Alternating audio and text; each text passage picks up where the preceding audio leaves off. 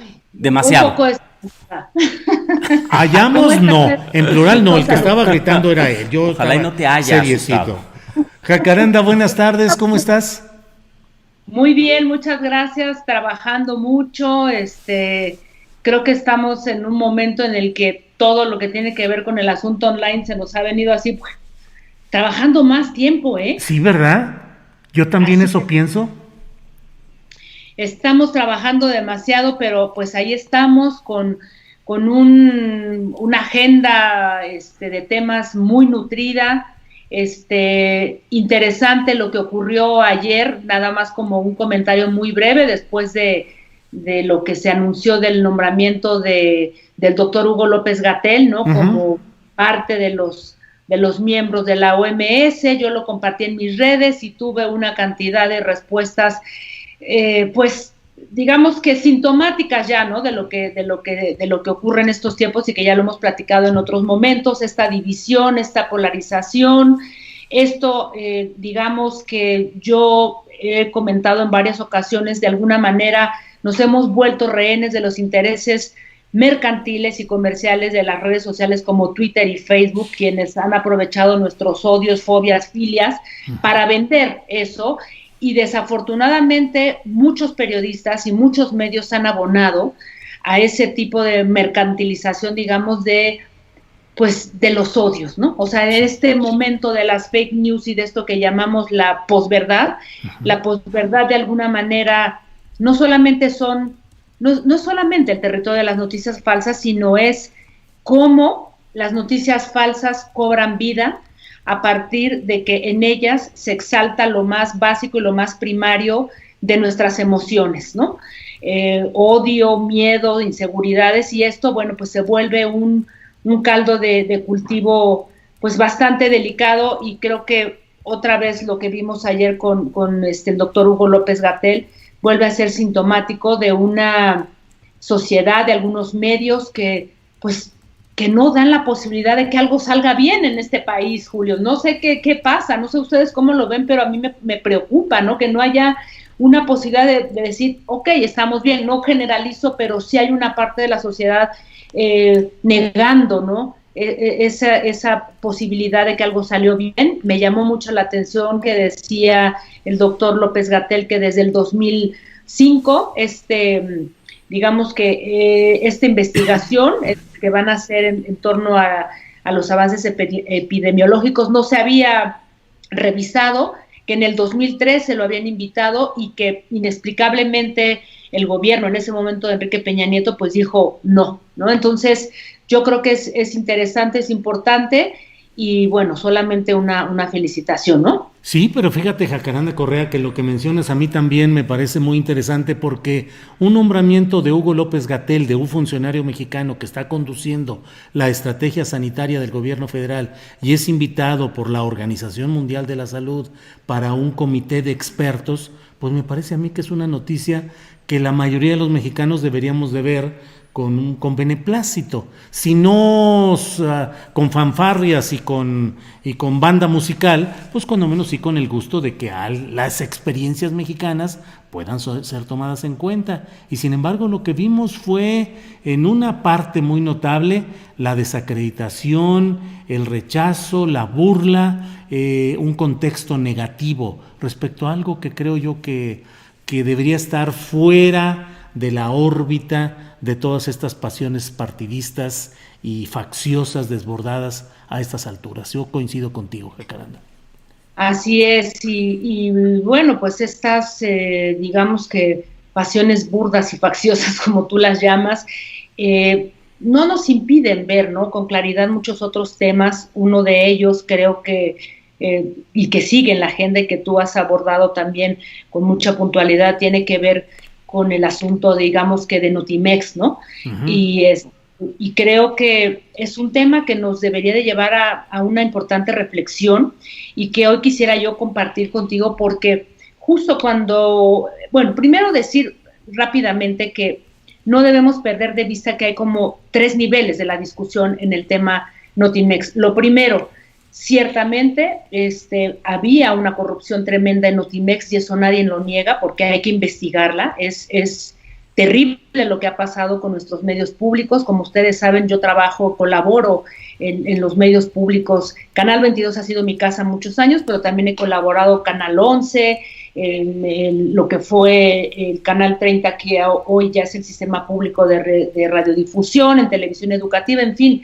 Tengo un trabajo de muchísimos años, y compartirte también, que no sé si lo sepas, yo soy consejera ciudadana del Sistema Público de Radiodifusión, del Consejo Ciudadano de Medios Públicos, un cargo que se elige por medio del Senado. Presentas tú una candidatura y presentas un ensayo, una propuesta, y digamos que yo formo parte de ese Consejo Ciudadano, y yo digamos que me quise presentar también pues por una trayectoria de más de 20 años en los medios públicos, ¿no? Y justo con esta reflexión, pues el tema de Notimex me lleva a englobar esto de la gran problemática a la que se enfrentan los medios públicos en México, ¿no? Medios públicos que históricamente han sido despreciados por todos los gobiernos, hay que decirlo, y despreciados porque el origen de la radiodifusión en México pues estuvo dominada por los intereses privados, básicamente por el inicio en los años 40, ¿no? Bueno, desde los 20 con el inicio de la radio, con Emilio Azcárraga Milmo, y después con este otro personaje, O'Farrill, ¿no? Que ambos, bueno, pues construyeron un enorme emporio de radiodifusión importante. Y luego, bueno, pues los medios públicos nacieron, digamos que en respuesta, ¿no? O sea, como una manera simplemente de decir, bueno, pues no nos vamos a quedar atrás, pero nunca hubo una política pública, nunca hubo realmente un interés real por los medios públicos. Por eso digo que siempre han sido despreciados, ¿no? Por la mayoría de los gobiernos, y siempre en negociación con los intereses privados, que es lo que hemos visto hasta incluso con Enrique Peña Nieto, cuando se aprobó la ley de telecomunicaciones. Siempre todos los empresarios privados de los medios peleando porque los medios públicos no, digamos, que tomen una importancia en el espectro, ¿no? Y manteniéndonos a raya con presupuestos mínimos. Y en ese sentido, yo creo que el caso de Notimex nos regresa a ese punto. Primero, entender que los medios, aunque Notimex es una agencia del Estado, no un medio público como tal, ¿no? Es una agencia del Estado, pero tiene un consejo consultivo editorial y tiene una junta de gobierno que está conformada por personajes diversos de ciertas secretarías de Estado que tienen voz y voto, que también yo creo que ahí es en donde nos ha faltado un poco la presencia de esta junta de Notimex, ¿no? Ya el Consejo Consultivo Editorial dio su postura, pero creo que es muy importante hacer uso de esos mecanismos, ¿no? Y creo que convendría mucho, por una parte, investigar esta corrupción terrible que hubo por parte de este líder sindical, Conrado García. Exactamente, que nos hemos enterado que en una serie de viajes se llevó $500,000 para pagar sus cuentas en restaurantes. En fin, el uso patrimonialista de los medios públicos, ¿no? Sí. Es una parte.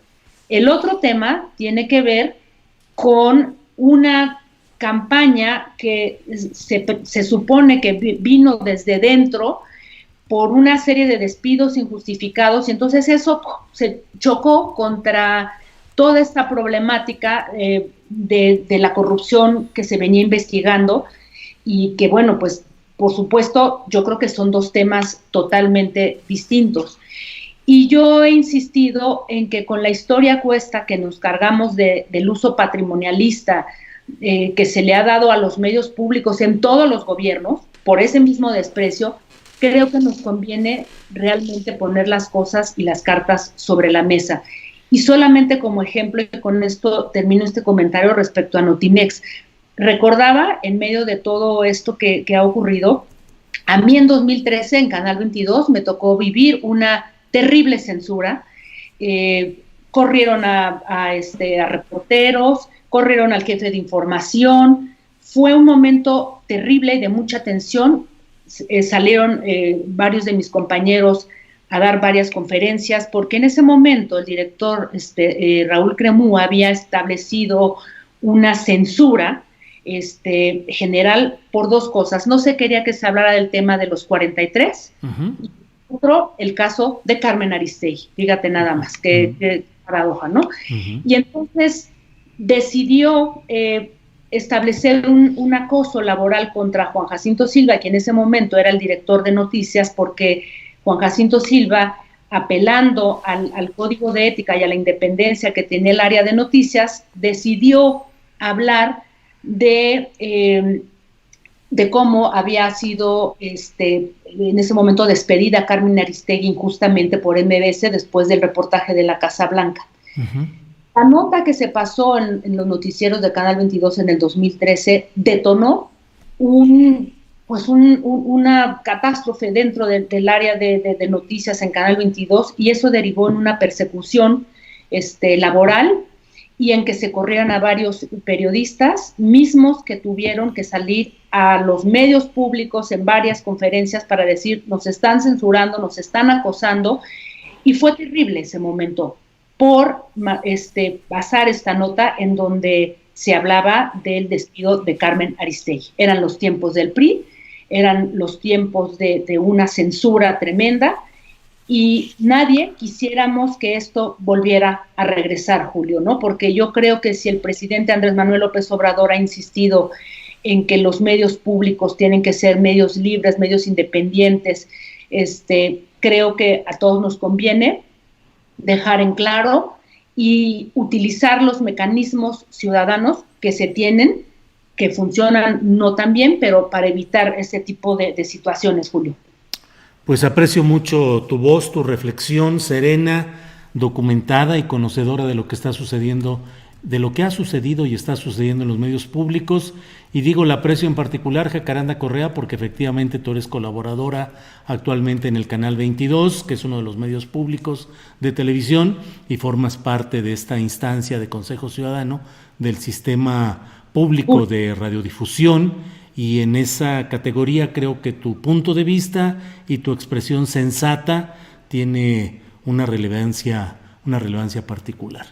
Pues gracias por este tema, Jacaranda Correa, y a seguir trabajando, que no nos queda de otra. Como tú dices, ahora estamos chambeando más y casi sin darnos cuenta, ¿no? Estamos, pero a full. Yo he tenido varias cosas que, por cierto, los invito y aprovecho de una vez para a ti, a tu hijo Julio y a quienes nos ven y nos escuchan, que dentro de toda esta chamba y de estos seminarios y cosas que hay online, justamente hoy y mañana se lleva a cabo un encuentro de periodismo cultural Elena Poniatowska, en donde participa muchísima gente de varios lugares de Sudamérica. Y mañana también hay una serie de pláticas que se pueden ver a través del Facebook de la Fundación Elena Poniatowska.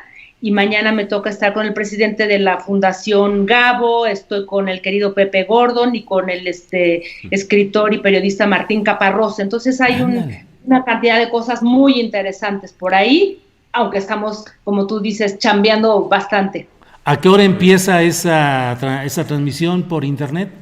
Empieza desde las 10 de la mañana y hay una serie de eventos a lo largo del día. Hoy también está ahí, de hecho hay varios colegas también de Canal 22, está Columba Bertis de la revista Proceso, hay varios, es un programa bastante nutrido y lo pueden checar, insisto, porque ahorita no tengo el programa a la mano, en el Facebook de la Fundación Elena Poniatowska, y desde ahí se va a estar conectando a la transmisión que va a ser en vivo, ¿no? De esto que se llama Simposium del Periodismo Cultural, y pues están muy interesantes las pláticas. ¿Y tú a qué hora vas a estar mañana? La verdad, ahorita estoy apenas revisando el programa. Que estoy, ni me lo sé. Es parte, digamos, que de las saturaciones. Sí, no, ni te preocupes. Ahí los interesados que encuentren el programa y que vean los diferentes horarios, no hay problema, Jacaranda. Sí, pero empieza desde la mañana y es muy fácil rastrearlo desde el Facebook de la Fundación, y por Twitter también se están haciendo ahí varios anuncios de este encuentro. Sí, con toda confianza lo vemos. Bueno, pues como siempre, muchas gracias, Jacaranda, que tengas una buena semana y gracias por este lunes con tu opinión. Gracias, Jacaranda. Un gran abrazo y bueno, pues sigamos quedándonos en la medida de nuestras posibilidades en casa, que no aflojemos, ¿no? Sí. En este momento que estamos a punto de no aflojar. Así es. A este esfuerzo. Órale, puestos, Jacaranda Correa, gracias. Hasta luego.